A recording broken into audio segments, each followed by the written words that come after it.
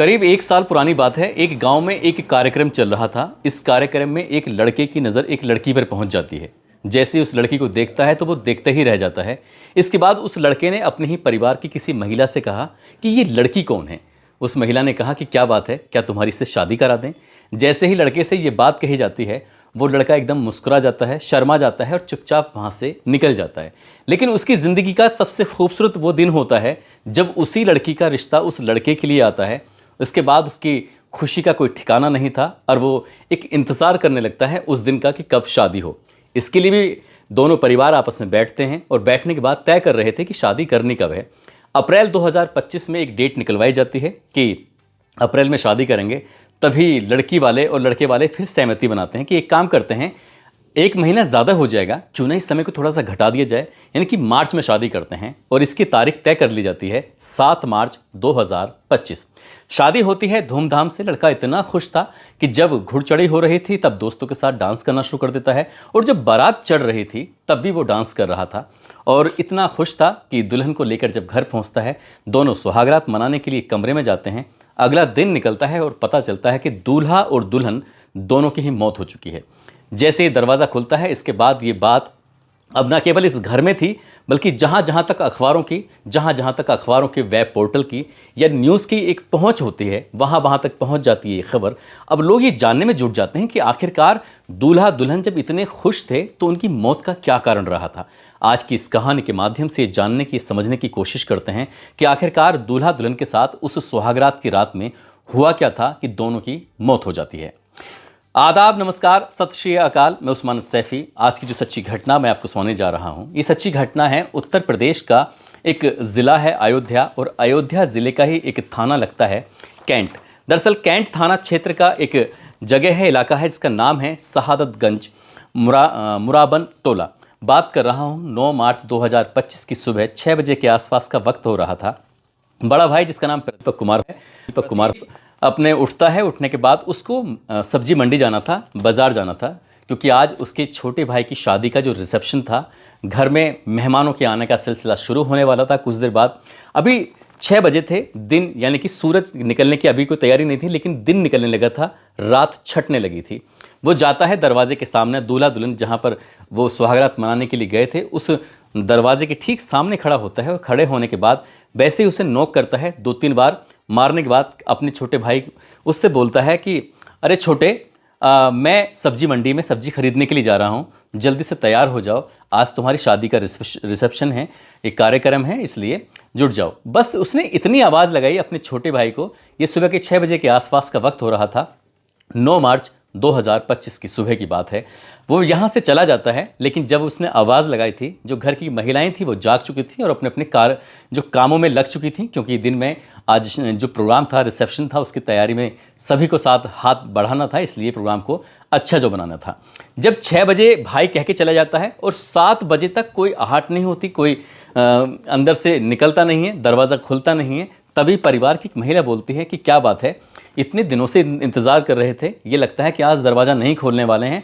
और बस आपस में महिलाएं एक दूसरे से ऐसी कानाफूसी करने लगती हैं, मजाकिया स्वर में ऐसी बात करने लगती हैं, क्योंकि औरतें कुछ इस तरह की जब मजाक करती हैं तो ऐसी मजाक चल रही थी। लेकिन जब और आधा घंटा बीत जाता है, इनकी 7:30 बजे के आसपास का वक्त था सुबह के, तब एक लड़की ने जो खिड़की थी उससे झांक कर देखने की कोशिश की कि आखिरकार दूल्हा और दुल्हन, दरवाज़ा खुल नहीं रहा है, दोनों के दोनों अंदर क्या कर रहे हैं। जब उसने झांक कर देखने की कोशिश की, जो उसे दिखाई कुछ ऐसा देता है कि जो दुल्हन है, दुल्हन बेड पर पड़ी हुई है बेसुध हालत में, और जो दूल्हा है वो फंदे से लटका पड़ा हुआ था। जैसे उसने दूल्हे को लटका हुआ देखा, उस लड़की की चीख निकल जाती है। इतनी ज़ोर से वो चीखने लगती है कि घर की दहलीज को वो चीखें पार करती हुई बाहर तक पहुंच जाती है। यहाँ से खुशियों के गीत गाए जा रहे थे, यहाँ से खुशियों की आवाज़ें आ रही थीं, अब यहाँ से चीखने की आवाज़ें क्यों आ रही हैं।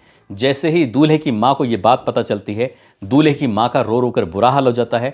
दूल्हे की बहनों को जब ये बात पता चलती है, उनका भी रो रो कर बुरा हाल हो जाता है। बुआ हो या चाची हो या बहन हो या परिवार के जो भी सदस्य हों, उन्होंने उस खिड़की से झांक कर जब देखने की कोशिश की कि दुल्हन बेसुध उस बेड पर पड़ी हुई है, दूल्हा फंदे पर लटका हुआ है। रोते रहे, चिल्लाते रहे, चीखते रहे, और चीखों की आवाज़ ये कुछ देर के बाद पुलिस के कानों तक भी पहुंच जाती है। पुलिस मौके पर आती है। इससे पहले कि पुलिस मौके पर आती है, दरवाजे को तोड़ा जाता है और तोड़कर दरवाजे को उन दोनों को जल्दी से हॉस्पिटल लेके जाते हैं।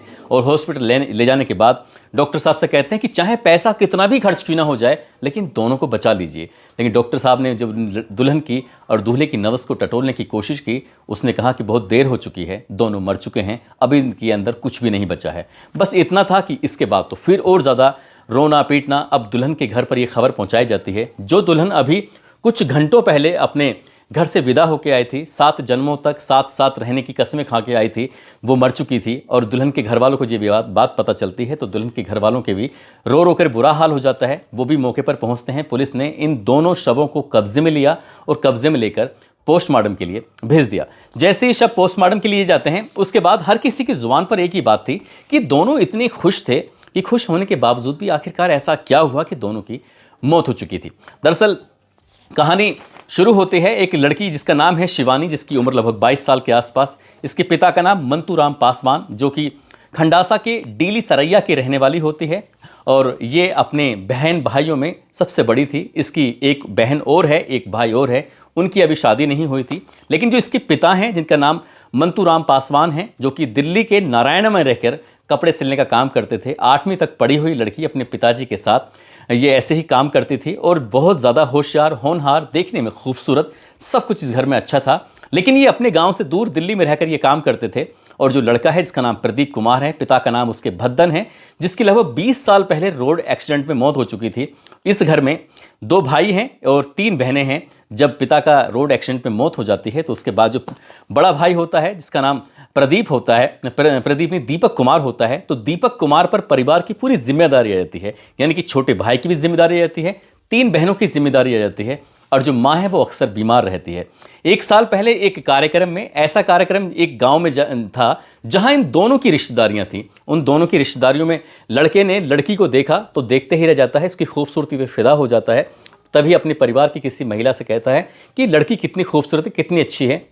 वो महिला इस बात को सुनने के बाद उसे आश्चर्य नहीं होता बल्कि खुशी होती है कि इन दोनों ने एक दूसरे को देखा है, आंखों ही आंखों में पसंद कर लिया। उस लड़की से जब बातचीत की जाती है, जैसे लड़का शर्मा कर वहाँ से चला जाता है तो लड़की भी शर्मा के चली जाती है। उसके बाद उस लड़की के पिता मंतूराम पासवान से बातचीत की जाती है। जो उसका प्रदीप का बड़ा भाई होता है दीपक कुमार, इन दोनों की आपस में बातचीत होती है और बातचीत होने के बाद इस रिश्ते में आगे की बुनियाद रखी जाती है। दोनों परिवारों ने खुशी खुशी इस शादी के लिए हाँ भी भर दी और हाँ भी भरने के बाद ये तय करते हैं कि शादी अप्रैल 2025 में करेंगे। लेकिन अप्रैल 2025 में ना होकर 7 मार्च 2025 की शाम को बारात जानी थी और इसके लिए तैयारी 6 महीने पहले से शुरू हो जाती है।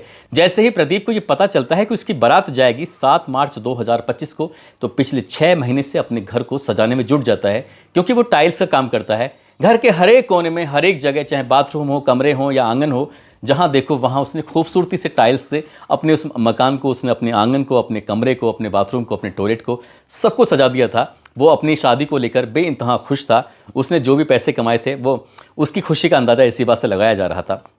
अब 6 महीने तक पहले जब ये शादी की बात शुरू होती है, तब इन दो लड़का और लड़की की आपस में बातचीत भी होने लगती है।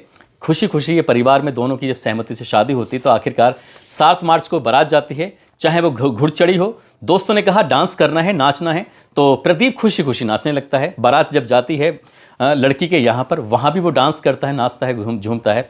आखिरकार 8 मार्च की सुबह 11 बजे बारात वहाँ से विदा होती है।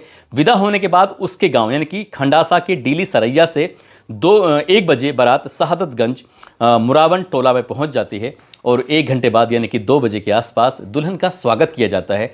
जो महिलाएं इकट्ठा थीं, सबने उसको जिस हिसाब से स्वागत कर सकते थे, उन्हें जो भी देना था, गिफ्ट देना था या फिर उसको गीत गाए जा रहे थे, इस हिसाब से ये सब चलता है। उसके बाद शाम को पूजन होता है। पूजा होने के बाद रात के 11 बजे तक घर की महिलाएं थीं, जो भी मेहमान इकट्ठा हुए थे, उन सब ने गीत गाए, गाने गाए और ढोलक बज रही थी। ये रात के 11 बजे तक इस तरह से प्रोग्राम चलता रहा। रात के 12:30 जैसे ही बजते हैं, अब दुल्हन से कहा जाता है कि तुम अपने कमरे में जाओ, सुहागरात मनाओ। जैसे ही दुल्हन को उस कमरे में भेजा जाता है सुहागरात मनाने के लिए, दूल्हा भी पीछे से चला जाता है। रात के 12:30 बजे के आसपास के वक्त हो रहा था।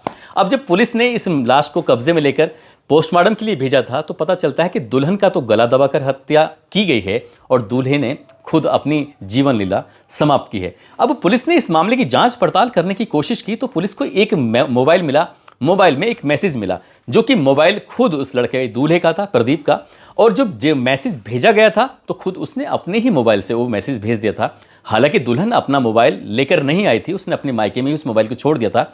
और उस मोबाइल में जो मैसेज लिखा हुआ था उसमें उस लड़की की पुरानी जिंदगी की पुरानी कहानी के बारे में कुछ ऐसा लिखा हुआ था जिसको लेकर वो 11:45 के आसपास उसने मैसेज किया था अपने ही मोबाइल से दूसरे मोबाइल पर।